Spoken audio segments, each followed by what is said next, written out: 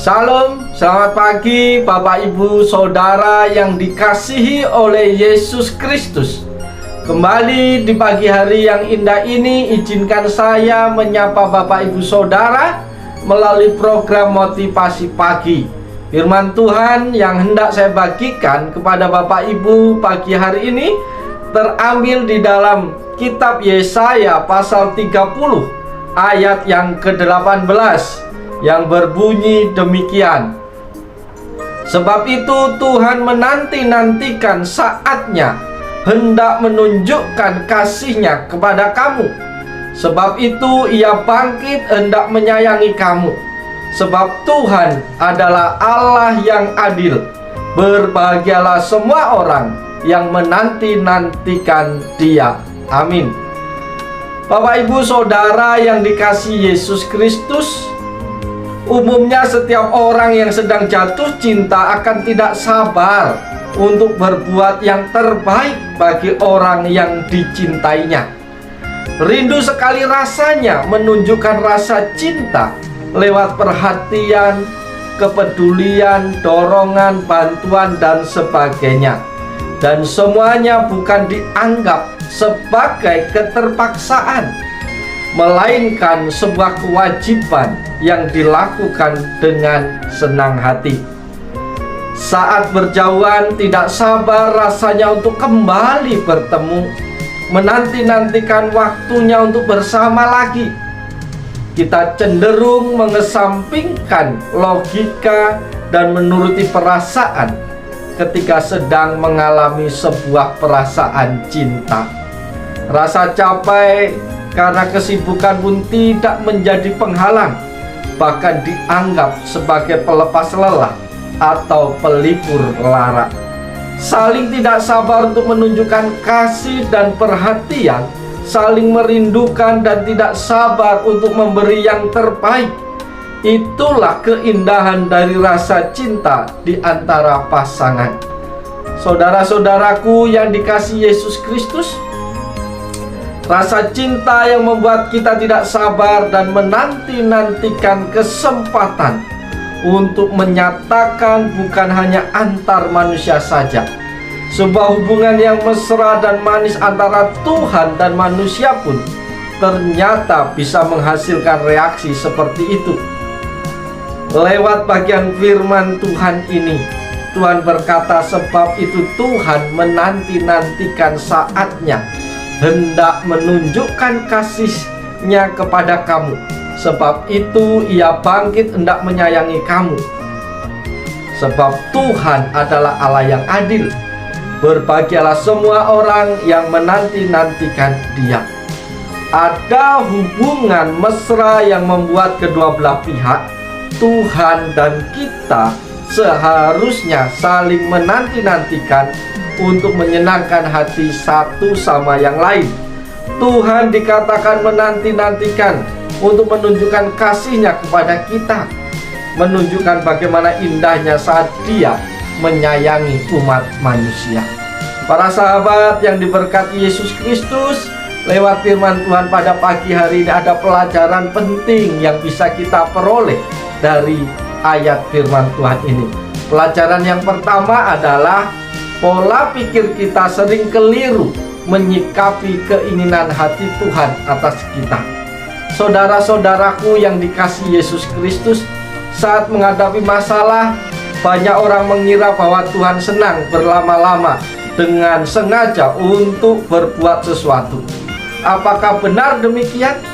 Alkitab dengan jelas menyatakan tidak. Dalam banyak ayat kita mengetahui bahwa Allah adalah sosok yang panjang sabar dalam memberikan kesempatan bagi kita untuk bertobat, untuk memperbaiki diri. Tetapi untuk masalah mengasihi manusia, ternyata Tuhan menunjukkan sikap ketidaksabarannya. Allah ingin sesegera mungkin mengasihi manusia. Itu pelajaran yang pertama yang kita peroleh, bahwa seringkali pola pikir kita salah dalam menyikapi kehendak Tuhan. Pelajaran yang kedua yang kita peroleh dari firman Tuhan ini adalah Allah rindu segera menyatakan kasih-Nya kepada kita.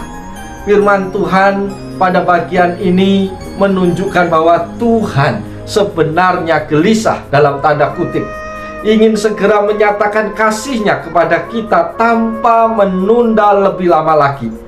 Tuhan selalu rindu untuk memberikan yang terbaik bagi kita semua, karena Dia sungguh-sungguh mengasihi Bapak, Ibu, Saudara, dan saya dengan setia. Tapi yang sering terjadi masalah justru berada di pihak kita. Kita hanya menuntut tanpa melakukan bagian kita. Ketika kita berharap Tuhan menumpahkan kasih-Nya kepada kita, apakah kita sudah melakukan bagian kita pula untuk mengasihi dan memberikan yang terbaik kepada Tuhan? Bisakah hubungan mesra ini terjalin jika hanya satu pihak yang peduli? Berjalankah dua orang bersama-sama jika mereka belum berjanji? Amsal 3 ayat yang ketiga. Itu pelajaran yang kedua yang kita peroleh dari bagian firman Tuhan ini. Pelajaran yang ketiga yang bisa kita ambil dari bagian firman Tuhan ini, bahwa berbahagialah orang yang menanti-nantikan Tuhan. Dalam bagian firman ini dijelaskan bahwa berbahagialah orang yang menanti-nantikan Tuhan. Untuk memahami hal ini kita perlu membaca Yesaya 40 ayat 31 yang berkata, tetapi orang yang menanti-nantikan Tuhan mendapat kekuatan baru. Mereka seumpama raja wali yang hendak naik terbang dengan kekuatan sayapnya. Mereka hendak berlari dan tidak menjadi lesu. Mereka berjalan dan tidak menjadi lelah. Para sahabat yang dikasihi Yesus Kristus, bagi sebagian orang terkadang ayat ini agaknya sulit untuk diraih. Mengapa demikian? Karena bagi mereka tangan Tuhan dianggap seringkali terlalu lambat untuk turun.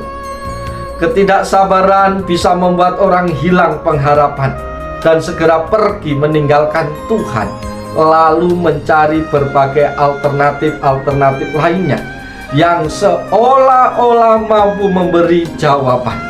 Sahabatku yang dikasihi Yesus, apakah cinta kita kepada Tuhan bisa tidak terbalas? Apakah Tuhan memilih-milih siapa yang mau dikasihi dan siapa yang tidak dikasihi? Tentu tidak. Janji Tuhan setia dan berlaku bagi semua anak-anak Tuhan.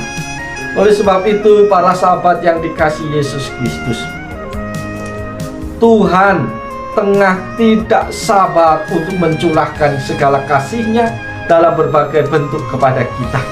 Apakah kita mau segera meresponi hal itu atau malah memilih untuk menunda lebih lama lagi? Adalah penting bagi kita untuk memastikan bahwa kita sudah berjalan sesuai dengan firman-Nya, tetap berada dalam koridor yang tepat dan menjauhkan diri kita dari berbagai bentuk dosa. Penting bagi kita untuk melakukan bagian kita sebelum kita menuntut atau mempersalahkan Tuhan dengan cepat.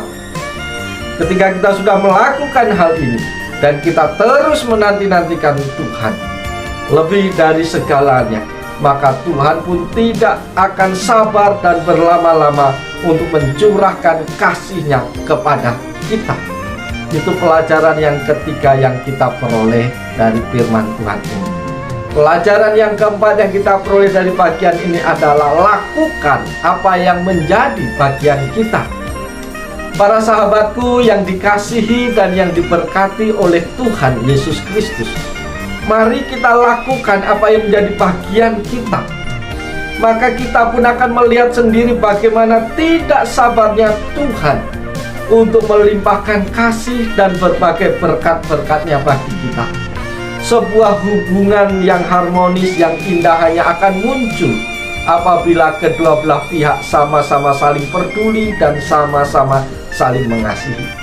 Yang pasti, Tuhan sedang tidak sabar menanti-nantikan saat untuk mencurahkan kasih-Nya kepada kita.